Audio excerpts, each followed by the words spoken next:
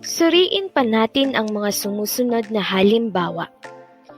Isang magandang paaralan ang SLC. Ang sinuno ay, ang panaguri ay,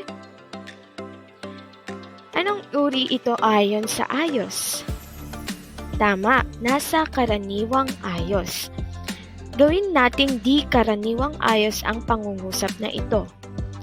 Ang SLC ay isang magandang paaralan.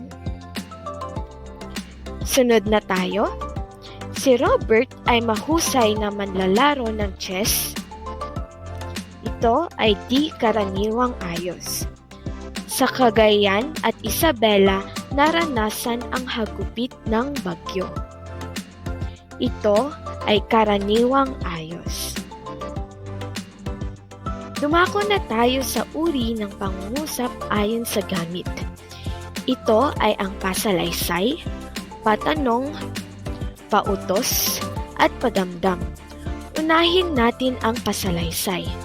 Kapag sinabi nating pasalaysay, ito ay nagsasaad ng isang ideya, paglalahad ng opinyon, o makatotohanang bagay, at ito ay nagtatapos sa tuldok o period. Ang mga halimbawa ay malaking problema ang kinakaharap ng kasalukuyang administrasyon. Ang mga Pilipino ay nagtutulungan sa bawat sakunang dumarating sa bansa. Unti-unting bumabangon ang Pilipinas sa kahirapan.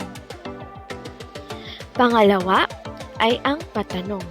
Ito ay nagtatanong at ginagamitan ng tandang pananong o question mark. Halimbawa, natapos mo na ba ang iyong module? Nasaan ang Pangulo? Bakit hindi ka crush ng crush mo? Para sa'yo, ano ang magandang nagawa ng administrasyon ngayon?